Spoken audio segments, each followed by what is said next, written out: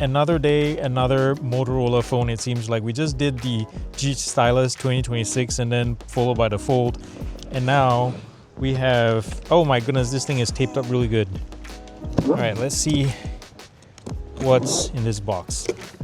I was told it was one phone, but it looks like it says the new Razr family, which means, oh my goodness, we have the Razr Ultra, Razr Plus, and the regular Razr. Which of these should we open first, guys? Let's try the Razr Plus, right in the middle. So I'm gonna go through some high-level specs. Obviously, I didn't have everything like memorized, and I shouldn't, because that's not how we roll here on this channel.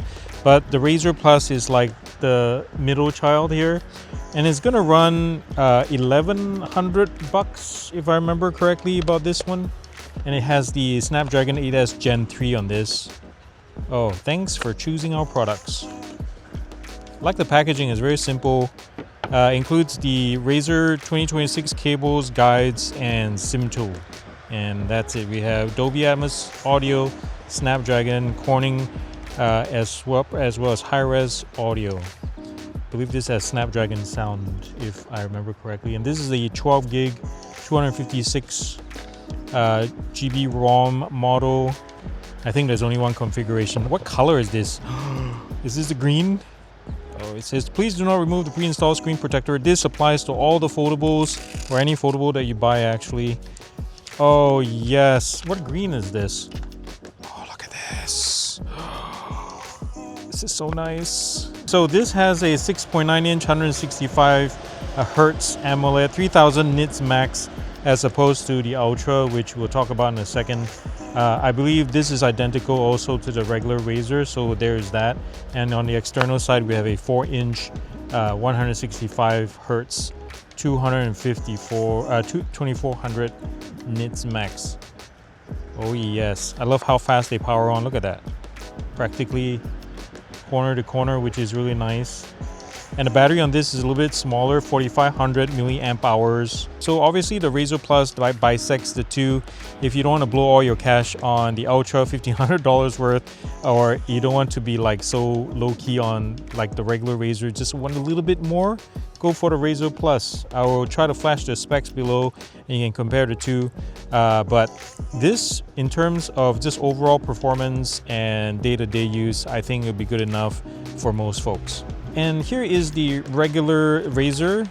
And what color did we get? So you have more color options actually with the base model. And check this color out, guys. Oh my goodness. Oh, it's fantastic. I love their Pantone colors. It is so nice. So on the base model, you get a slightly smaller external screen. Why isn't this powering on? So it's 3.6 inches, if I remember correctly.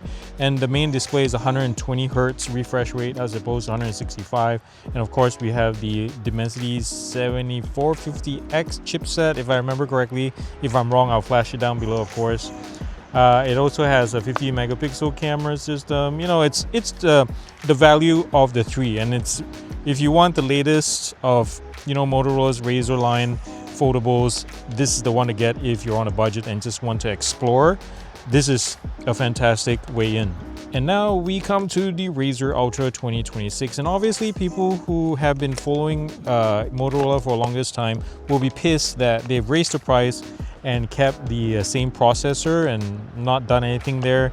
But in their defense, there's nothing broken about the 8 Elite. Elite is still performs really well in 2026. But yes, the increased price would usually mean like, hey, let's get you a bigger processor, a more powerful, newer processor. But not so in the case here. Can you guess what color we got? It has gold trim. Oh yes, I think it is cocoa.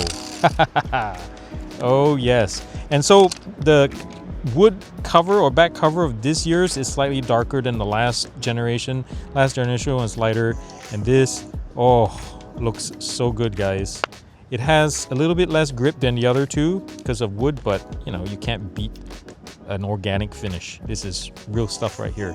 But But anyways, it looks similar to everything else. The 8 Elite, as we mentioned before, is just the same as last year. This has 16 gigabytes of memory and 512 gigabytes of storage, 7-inch interior AMOLED, 5000 nits exterior, you know, like brightness. If you're under direct sunlight, this is fantastic. And of course, on the inside or the outside, we have the 4-inch 165 hertz 3000 nits on this thing. And we have a triple camera system. We have 50 as well as 50 at the front, so that is really nice. And new for this year, they have a low fick sensor, which should improve, they said improves dynamic range by quite a lot. So well, there you have it, guys. Thank you for watching this quick unboxing, and stay tuned for the full review coming out soon for all of these devices. I'm excited to put them through the full battery of tests.